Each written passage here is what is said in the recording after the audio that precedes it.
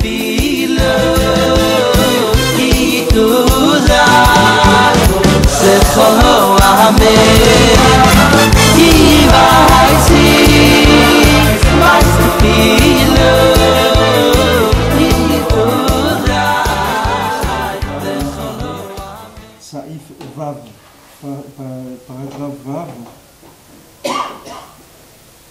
Donc dans la brochure, c'est page 33, brochure téléchargeable sur internet, comme j'ai déjà dit, vous la trouvez dans le site en bas à droite, elle est téléchargeable au format PDF. Donc page 33, passage Vav.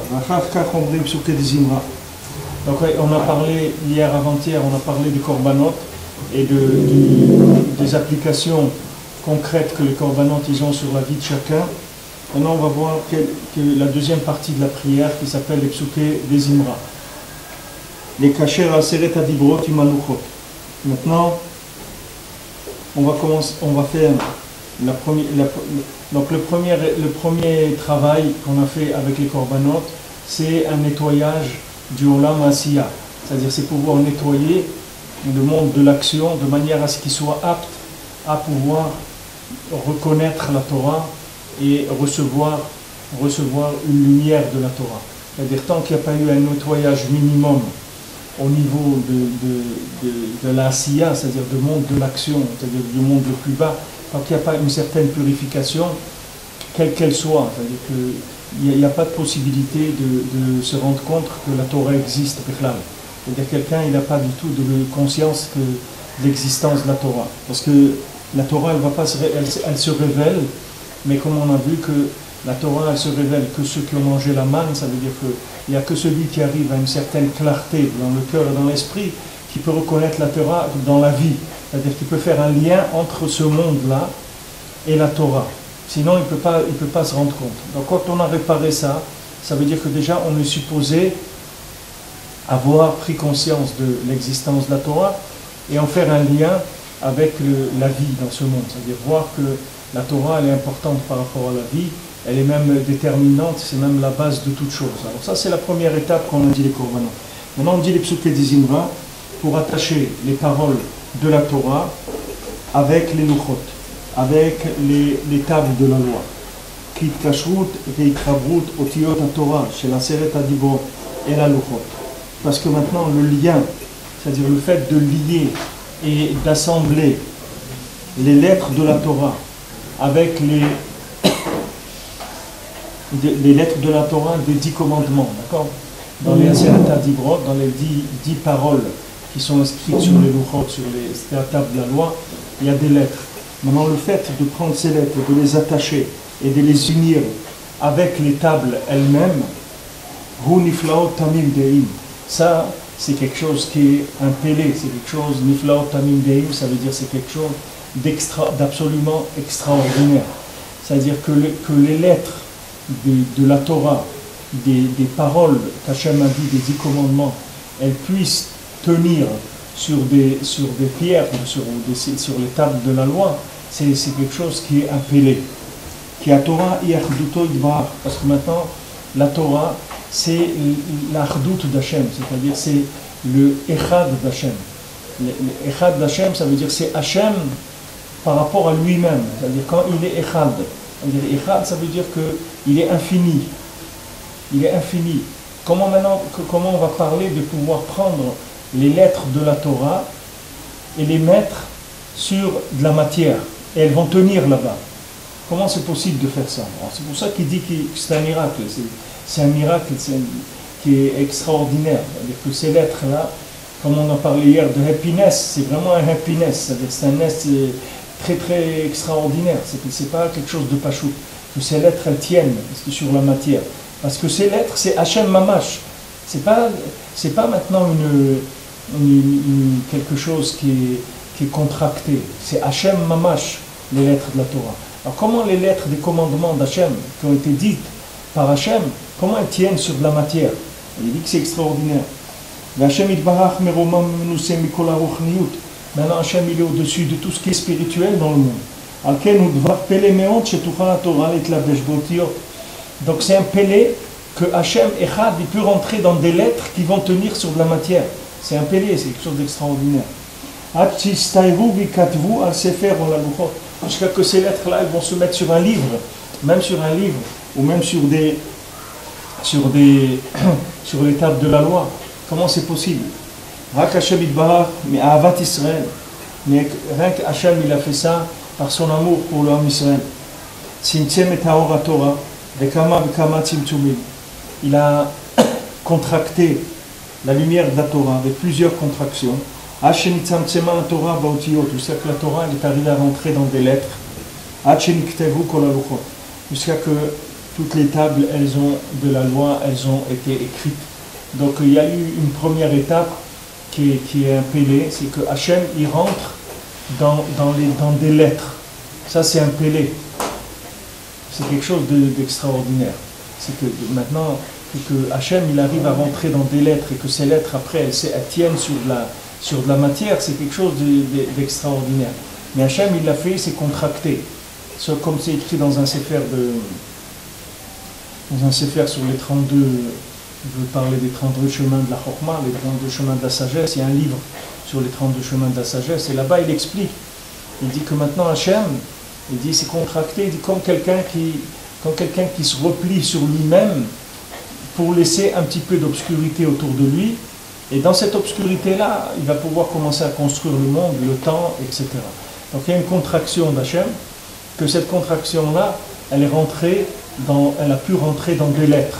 Donc vous voyez l'importance des lettres de la Torah. Vous voyez pourquoi on a vu la halachot du Sefer Torah. Si une lettre elle est un petit peu abîmée ou elle a un petit peu la forme comme ci ou comme ça. Si maintenant ce qui nous intéressait à nous, c'était le sens de la Torah. Maintenant si on arrive à lire le mot, il y a un mot qui s'appelle Avraham, d'accord? Maintenant je vois qu'il y a écrit Avraham, le resh il est un petit peu coupé comme ça. Non, moi j'arrive à lire. Si ce qui nous intéressait c'était le sens du texte, alors pourquoi maintenant tout un Sefer Torah il est pas soul parce qu'il y a une lettre qui s'est coupée? Qu'est-ce que ça change? Je lis, voilà, qu'est-ce que tu veux? Tu veux que je t'informe? Qu'est-ce qu'il a fait Avraham Avinu? Voilà, j'ai dit Avraham, il a fait ça et ça, mais ça change qu'une lettre qu'elle soit coupée ou pas. Tu vois que c'est pas du tout ça qui nous intéresse. C'est pas le sens qu'on cherche. On cherche que la lettre, il faut qu'elle soit entière, parce que si la lettre elle n'est pas entière, la lumière d'Hachem, elle ne peut pas résider dans la lettre. Parce qu'il y a des formes. Ces formes, elles ont été données, c'est la lèvre bête. Et c'est des formes parfaites. On ne peut pas changer. On ne peut pas faire des styles. Vous prenez des polices de caractère dans les autres langues, il y a des millions de polices de caractère. Nous, on ne peut pas. Il y a des façons d'écrire qui sont comme ça et comme ça, et c'est tout. On ne peut pas venir maintenant amener des nouvelles. Il n'y a pas de possibilité, parce que c'est des tzimtzumim de l'infini. C'est Mamash Hachem qui rentre dans la lettre. Par l'infini, tu sais qu'il y a 70 ans, il y a un russe, un scientifique, qui a fait une table qui permettait d'évaluer les énergies qu'il y a dans les choses.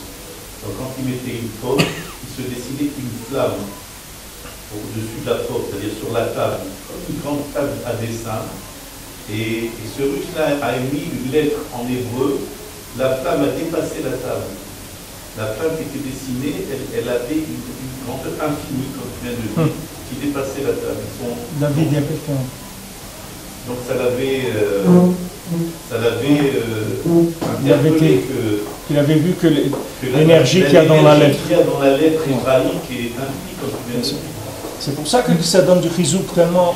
Comment il faut rentrer dans les mots de la prière, comment c'est important de rentrer dans les mots de l'étude, les mots de la prière, dans la Hedbodedut, dans tout. Quand quelqu'un rentre dans les mots qu'il est en train de dire, que les maasé rentrent en connexion avec l'infini. C'est vraiment une connexion, c'est une union avec l'infini. Parce qu'Hachem, il brinque be'ahava, il dirait parce que pour l'amour du Ham Israël, il a fait ça. Il s'est contracté et il est rentré dans un... C'est comme si tu dis comme tu vois cette image-là d'un adulte qui a envie de jouer avec un petit enfant.